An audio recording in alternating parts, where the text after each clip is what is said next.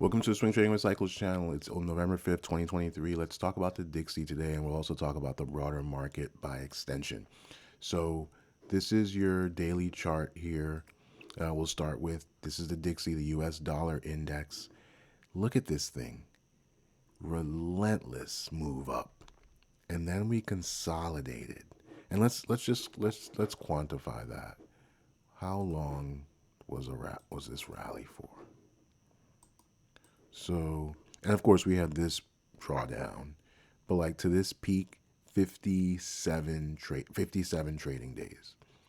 And that's obviously, not more than 57 calendar days because, you have the weekends in between.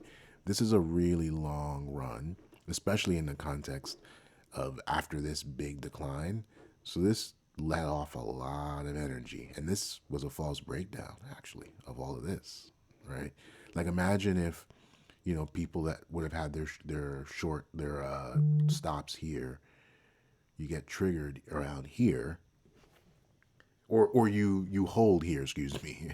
You get your classic double bottom and you get a little rally, right? Like you could trade this in real time. This is a week. This is, and then you break down below that here, trap all those people, and then whoop, there you go. But then again, remember, this whole thing is in the context of this big decline. This is this is incredibly pivotal situation here because we have this long decline we just talked about for 57 trading days, and then since this swing high here, like once we went below this low here, this candle marks the high. Once we went below the low of this candle, that marked the swing high. We then had, not counting the big downdraft, yes, on Friday, 22 days of consolidation. So we had 57 days of rally. Again, you had this decline within it, even closed below the 10-day. You could quibble that this is the end of a cycle and this is a new one, whatever. But this has been 22 days of consolidation. And this appears to be the beginning of a breakdown. Said a different way, you could say this is a cycle low, right? See how this edges out below this? Because you come up here, you close above the 10 period for several days, actually. And then you make this high that just runs out of juice. And then down you go. Now, totally possible that this is just going to continue to fill out the range. That instead of the collapse that it looks like we may be getting, that, we get something like this instead, right? We just continue. However, at some point, this thing is going to either explode down or up. It has to. Like, look at all this energy, right? And so right now, it seems like it's beginning the explosion down. Now, this is the sort of perfect opportunity where you wait for the little bounce, and this will probably mean a little consolidation on lower time frames, a little sideways action, a little bear flag for all intents and purposes. And then we make our trip lower, right? And so the safer short here is something like short, like right here, right? As you see the breakdown from this little bear flag potentially, boom, and then we work down the levels. Now this is your daily chart. And let's look at the weekly, what this means. And then we'll talk about the broader markets. It's all correlated, of course. Let's reset this view. So the weekly topped out on week 12. So we talked about how that was a 57-day rally, which equated to 12 weeks. Look at that. All green weeks also. And people were talking about this on Twitter, obviously. At some point, this had to come to an end. And it did. We got a top on week 12, but then we consolidated again. This is just your weekly view of that daily back and forth, back and forth. And let's go back to the daily, because just to be clear, it's like just to put a finer point on it here, pretty clearly defined range, right? We make this top and then we went down. You get too excited, get too bearish down here, right? You get punished, right? Because you get this like little rally. You get excited again, you get punished, right? You even test almost the top of the range. And so now this obviously has a potential of being a false breakdown of this cluster of lows here could lead to a powerful move up, right? So said a different way, we're either going to get a violent move up because this is a false breakdown, or we are getting a genuine breakdown. That's my read. Of course, we could just get more zigzag consolidation sideways. That's a little painful for, you know, bullish or bearish.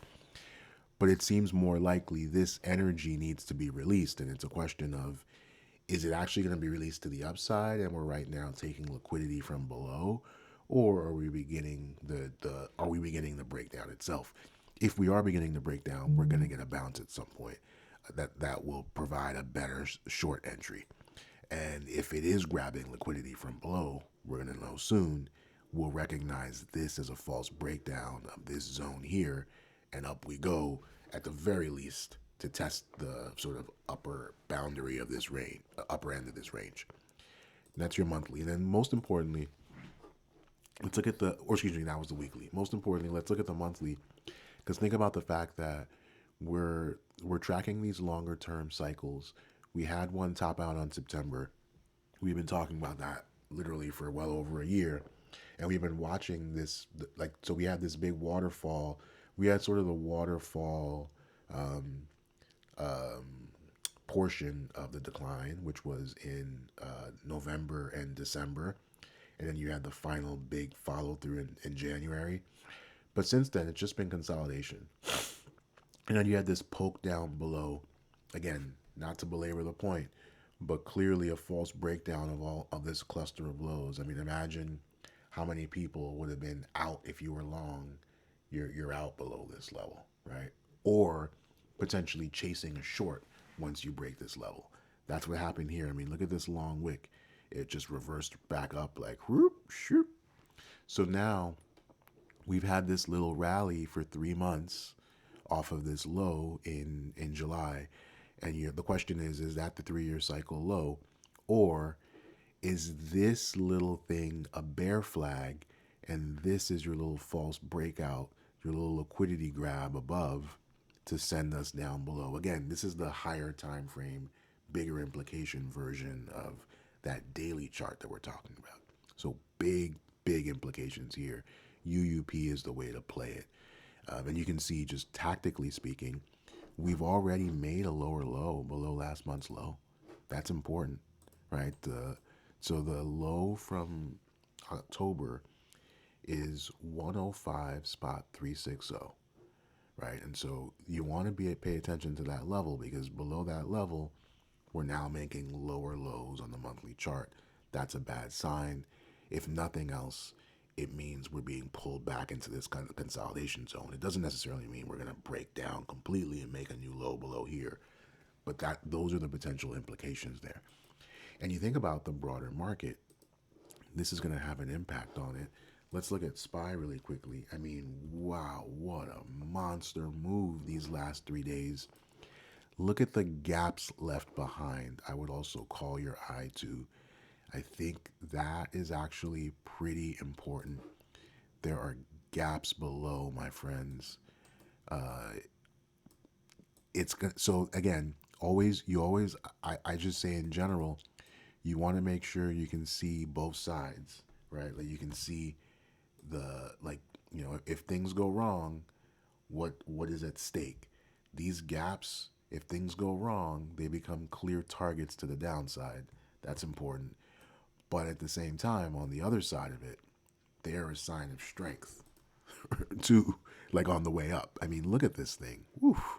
So again, not to belabor the point, but this whole thing is a false breakdown of this zone here.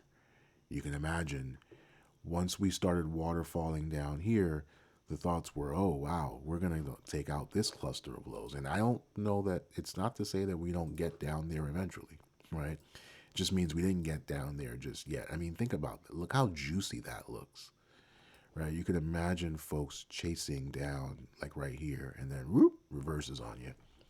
And then big gaps 2 days in a row. That's going to be really interesting. But again, potentially on the way down. But you think about it tactically, This is very clearly a new daily cycle. So day one, two, three, four. Day 5 was Friday. But do you remember another time when we had just like crazy gap up action? It was this, right? Kind of unmistakable. It's kind of hard to not find it on the chart actually. That was last September. Now, mind you, that was actually close to the bottom, right? So the bottom was October 2022 so far, the bottom so far. But look at this crazy gap up, and then look what happened. Or I should say, excuse me. Let's just take a step back. Let's rewind all. Look at this. So you have this waterfall, you have this decline, and this is frustrating. I mean, you can see it. We made this low, then we fake folks out, make a little lower high, then we make this low, and then look at this furious rally, and it that's a gap. That's a small gap, but that this is a pretty sizable gap. You have these 4 days, 3 days in a row of just like up, up, up. And then you come in and like, wow, like look at the size of that gap. So this thing closed at 410, 411, call it. And then we open at 401. Oh, wow. 401.83. So like basically like a $9 gap. Yikes. And we just go sink after that, right? We did eventually make the bottom a few weeks. Again, like in the coming weeks, we actually made a sustainable bottom. But that's important just to be clear. And that could mean that the Dixie is not breaking down and it's just maybe even just consolidating further into a bull flag fashion, and it has bottomed in the 3 year cycle. We have to be vigilant. So this is a new daily cycle, but it could also be a new daily cycle that has a bearish end to an early top. And I would say SMH to SPY ratio is one of the things I'm watching. This thing has been consolidating for since May of this year. Look at this. This is a daily, and if you look at the weekly, probably a better view, right? You can see just this, all of this consolidation. I mean, look at this. Just kind of visually see, this is all in the context of these two big up candles, and obviously that's driven by Nvidia, which is a big weight in SMH.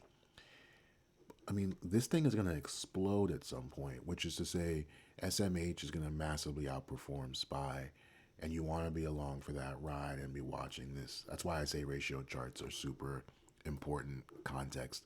This is the monthly version of it. Look at this thing just hovering beneath all-time highs, waiting for that big magic ride up. So that's your update for the Dixie. Thanks for watching.